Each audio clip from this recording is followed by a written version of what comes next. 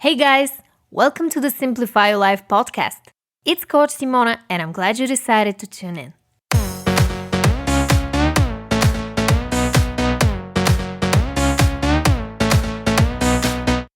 What's up guys? In today's podcast episode, I'm going to share with you 3 tips on how to stop playing the victim and regain control over your life. Now, let's jump right into it. It's very easy to fall into the trap of blaming other people or the circumstances. But the only way to change your situation is to get your power back and take consistent action in the opposite direction. Before we jump into my first tip, I want to spend a few minutes explaining the number one reason you're playing the victim right now. It is because you have an external locus of control. Luckily for you, I had it too, so I know exactly how to help you change it. Now, what does locus of control mean? And what are the differences between external and internal locus of control? Locus of control is an individual's belief system regarding the factors to which that person attributes success or failure. So to put it in fewer words, if a person has an internal locus of control, they attribute success to their own efforts and abilities.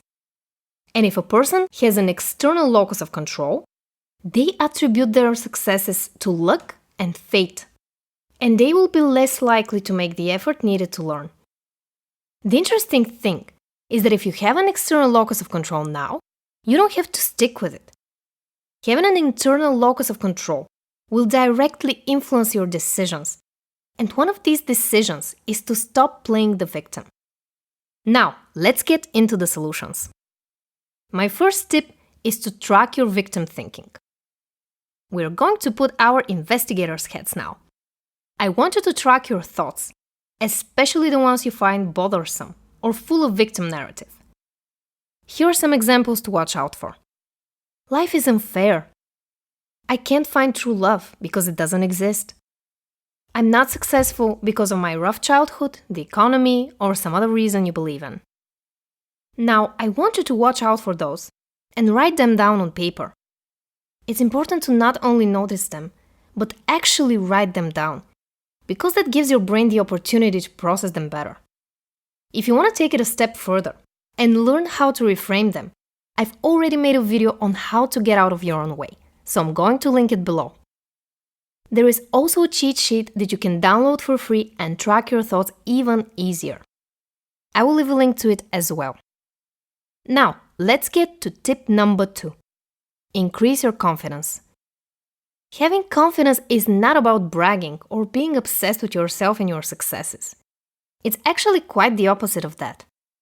Being content with who you are and where you are in life, while still believing that you have the ability to change your life for the better because you know and trust yourself. How can you increase your confidence though? It's simpler than you think. By taking consistent action towards your goals and showing up for yourself every single day.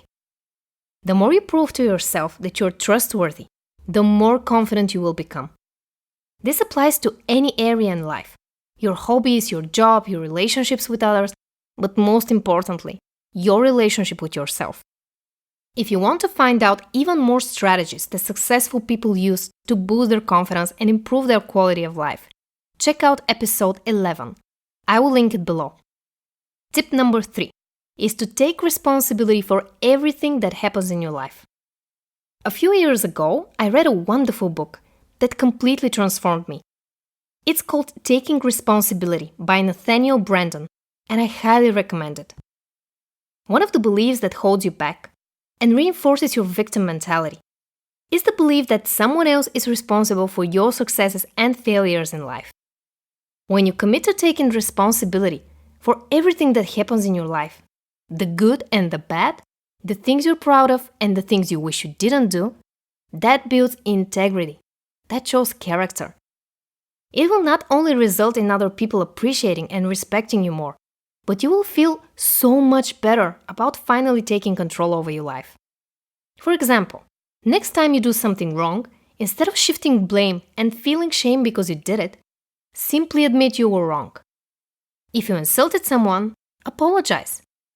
Once you get into the habit of it, you will see why taking responsibility is the most powerful way to stop playing the victim and the quickest way to build self-respect.